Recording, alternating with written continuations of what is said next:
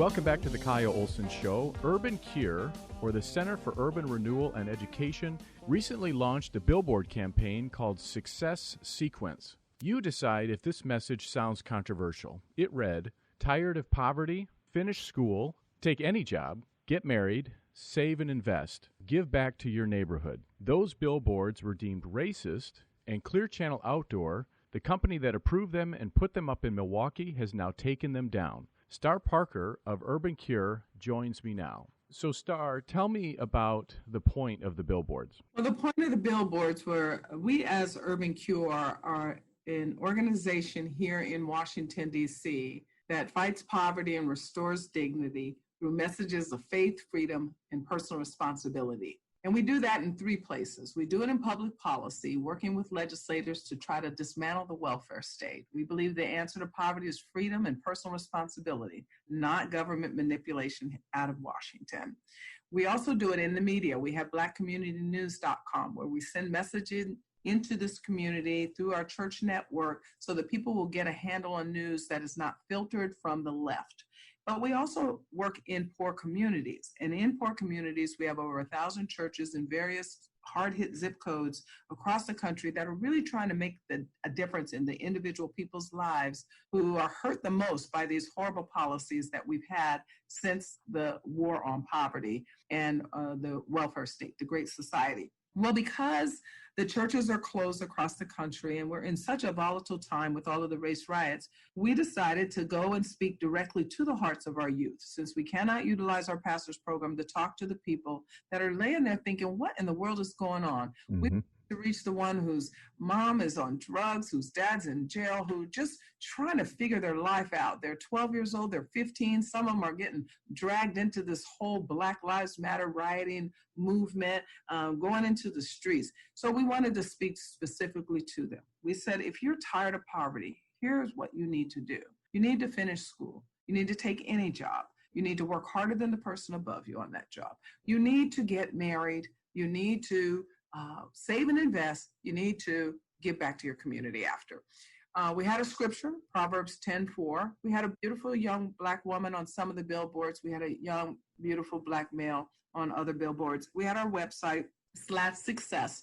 And if people went there, then we have a book campaign. We have books for each of those points for them to read so that they could really break out of poverty. We're talking about people whose neighborhoods are broken down, their schools are broken down, their homes are broken down, and Black Lives Matters just didn't like it. That Milwaukee Black Lives Matters went after our boards, and as you mentioned, they said not only they're racist, they're sexist, they told Clear Channel Outdoor that they will control messaging, that they will control narrative, and they put up the phone numbers of the local people there in the local office. They went and they terrorized those folks and threatened violence and threatened intimidation until the company pulled our billboards down. Breached a contract with us, not just breached a contract there in Milwaukee, they forced Clear Channel Outdoor to breach 3 contracts with us because we have billboards running in other communities as well.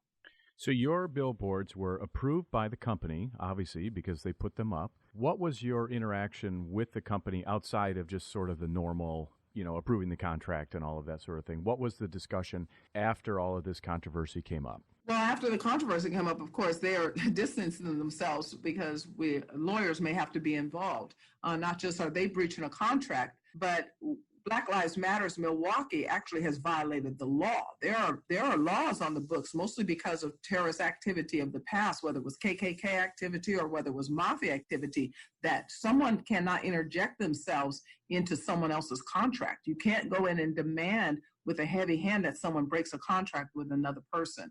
So their response now has gone quiet because I put them on notice that I'm looking at legal counsel. There's that I want the Black Lives Matters to determine who gets to speak into the heart of Black communities. There's no way that we as a society should allow them to get away with now saying that any advertising that needs their approval before that advertising company is not going to be able to accept what obviously Clear Channel Outdoor didn't have a problem with because they helped us in the designing of the billboards. Interesting. And you're Black. Your organization focuses on empowering Black Americans. How can those billboards be racist? Well, that's the interesting question that we have to ask ourselves about this word racism. And I'm going to try and encourage people that are so afraid of the word racism that they will not engage debate. Start looking at the word racism the same way that most African Americans view the N word. That I'm not going to change my reality because somebody wants to call me out of my name. We have to really think about this. I'm not only Black, as you pointed out. I'm not only female, as they want to say that they're sexist. I'm not only spending my whole life's work in trying to really find answers for those that are in poverty. I also happen to be one who lived the life of what I was displaying on the billboards, reaching to the people that I was in that same seat. I was there at 12 years old, getting involved in criminal activity. I was there at 14, getting involved in drug activity. I was there getting involved in sexual activity in and out of abortion clinic after clinic. By the time I was 20 years old, I was on welfare. I'd been in and out of welfare already. And then I spent my early 20s living on welfare completely until God just got a hold of my life and I turned things around. I'm in my mid-20s by then, and I was able to then recover myself, get off welfare with my little daughter and get her straightened out to where she's doing very well today. So I lived those principles. I ended up finishing school. I went even beyond finishing high school. I went and finished college. I took any job. After I left welfare, I remember I was working in the basement of a food distribution company because I had such a record that I couldn't go get a job, at McDonald's or anywhere else that they do background checks. I then began to organize my sexual behavior so that I would not have more children out of marriage and end up in much more despair. I learned how to save and invest, so I was able to build net worth to be able to then get one of the top of the line American Express credit cards, as well as have a very nice retirement that is coming my way because of my ability to be able to save and invest. And I do give back to my neighborhood. That is why I wanted to share those principles. Every book that I was pointing to, for those that went to the website, I've read those books. I know what Les Brown is saying to his keys to success. I know what Who Moved My Cheese is expressing and how that would help them in guiding them. I know every word of Gilder's book, Men in Marriage. In fact, mine is so tattered, I have to find a new copy. I know what God, Money, and Me is about. I've read that book. And in fact, that is my CPA who wrote that book. And I absolutely know Free to Focus and what Michael Hyatt, who used to run Thomas Nelson, wrote in his book. So yeah, Black Lives Matters is going to be in the hot seat because I think that they violated some real law here. We're in the process of hiring attorneys right now, and I hope that Clear Channel Outdoor has a change of heart and starts pushing back. We should really be concerned that these corporations are just rolling over to a Marxist terrorist group. That these guys are totalitarians and they are not pretending. And we have to get the corporations to get some backbone. Right.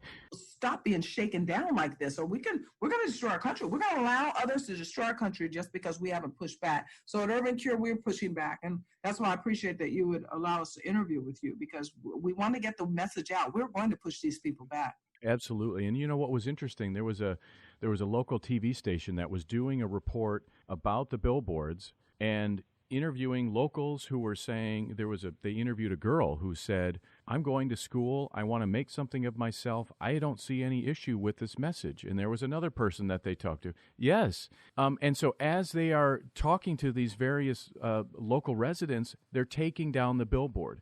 So aside from what Black Lives Matter did and said, because they have a very political agenda, aside from them, what was the reaction in the community to the message? I think that the sentiment of that young woman you just described, and the sentiment of that working man, he was, I think, a construction worker. He said, "No, you do take any job. If you just don't get in it, that's what I did." And that is the heart of Black America that doesn't get their story told. What we're allowing and have allowed for the last 50 years is a narrative to permeate mostly out of the Democrat Party, but also out of the Black left, that tells us that all Blacks are poor, that they're deserving of redistribution and reparations because the cards are stacked against them. And we rarely get the third of African American community voices that say that they're evangelical and conservatives. The 20% say that they're absolutely just conservative. We don't get their voices in the mainstream. Dar Parker of UrbanCURE, urbancure.org. Thanks for joining me today. You're so welcome, Kyle. Thank you. This is the Kyle Olson Show. We'll be right back.